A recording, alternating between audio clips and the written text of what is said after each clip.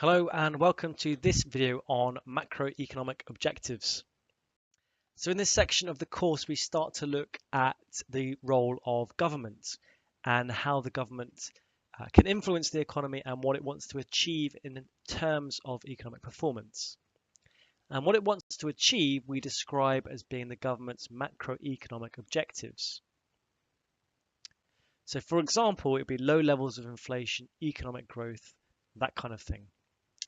And the way in which they can meet those objectives is through introducing what we describe as policies. So these are the tools that the government possesses to meet the objectives that they set. For example, things like changing interest rates, changing tax rates, and changing how much they spend as a government. Okay, so in this video, we're going to look at the major current economic objectives, and these really apply across most governments, but then we'll see that some governments have attributed a greater weight to some objectives than others. So we're going to look mainly from the UK's perspective, but we're also going to look at the Greek government's current economic objectives. Now, the macroeconomic objectives that most governments have, either a combination of different ones or a priority of different ones, there tend to be 7. 4 objectives tend to be based around the standard measures of economic performance, and then there are 3 more targets that some governments might have. You might want to pause the video for a second and have a quick think about what these 7 objectives might involve. Well, there are 7 main macroeconomic objectives that governments around the world might have, sometimes called policy goals. So you don't need to take these down just yet. We're going to look at specific ones for the UK in a second and a snappy way to remember them.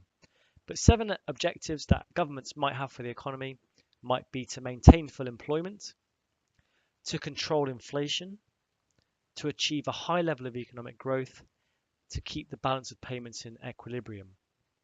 The other 3 might be to balance the government budget, to achieve a fair and equitable distribution of income and wealth in the economy, and lastly, to protect, conserve the environment or the resources in the economy.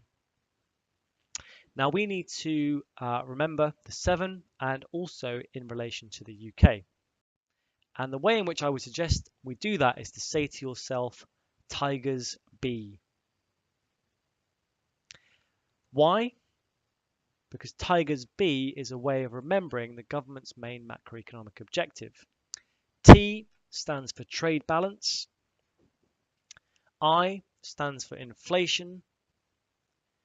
G stands for growth. E stands for employment. R stands for redistribution of wealth. S for the sustainable use of environmental resources. And B for budget imbalance. So Tigers B is a way we can remember the government's main macroeconomic objectives. So here they are, and we'll have a quick look through these in relation to the UK. So the UK government's main macroeconomic objectives, which of these are particularly important for the UK government? Well, the number 1 objective has been low and stable inflation. So the government's target for the rate of inflation is 2% per year, as measured by the Consumer Price Index. And that target of 2% must stay within a range of plus or minus 1%.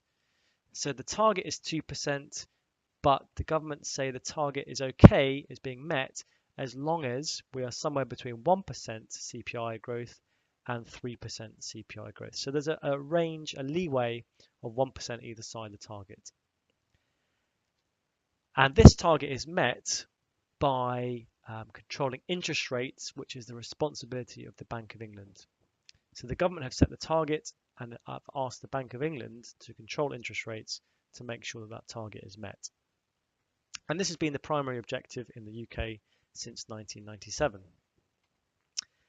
Secondary objectives are around economic growth or unemployment. So the first one is maintaining long-term economic growth. Now there's no official target rate of growth, But economists would argue that a 2%, maybe 2.5% trend rate of economic growth would be on target. Also, maintaining full employment. Now, what that would mean is that 95% to 97% of the workforce are employed, because we're always going to have some frictional or maybe seasonal unemployment, which is very difficult to remove. So if unemployment is running at between 5% and 3%, we would say that the target for full employment is being met. A third objective, particularly relevant for the Conservative government and the coalition government before that, is to try and balance the government's budget. So currently, the government spends more than it receives in taxation, and as a result, is increasing the national debt. So one of the targets has been to try and balance that, to try and make sure that government spending is the same as taxation, although this target is not likely to be met until after 2020. Okay, a third objective, one which doesn't really have much of a priority, is balance of payment stability. So having the amount of exports the same as the value of imports. Now this is considered an objective, but in the UK it's not seen as a big priority.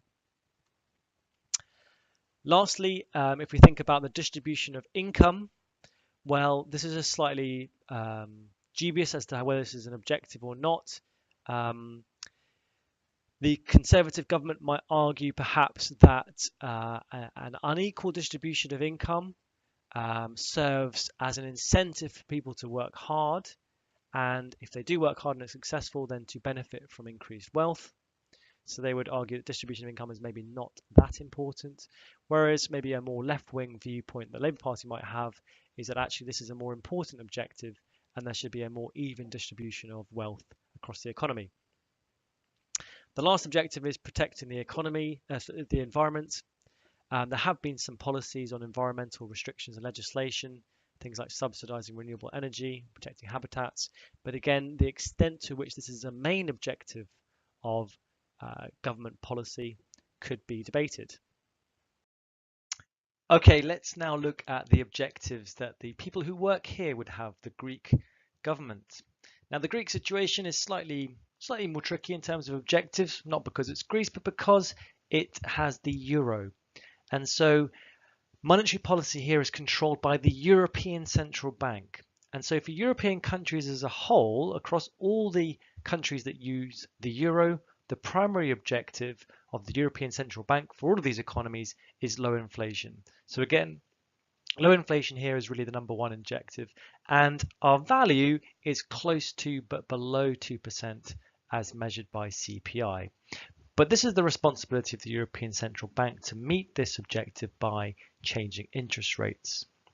For the Greek government itself, their objectives, well, first of all, is economic growth.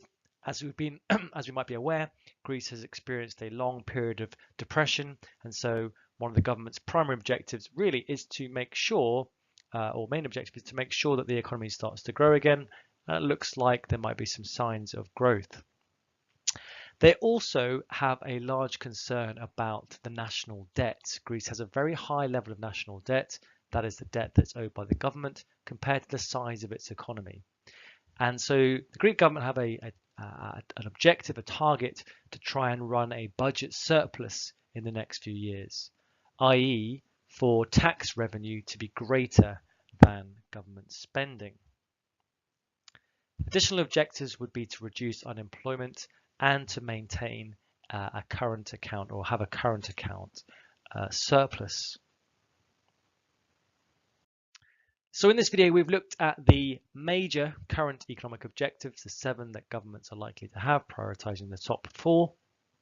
And then again, we've looked in a little bit more detail about the UK and the Greek government's particular objectives and the ones that they feel are important. That's it. Thank you very much for listening.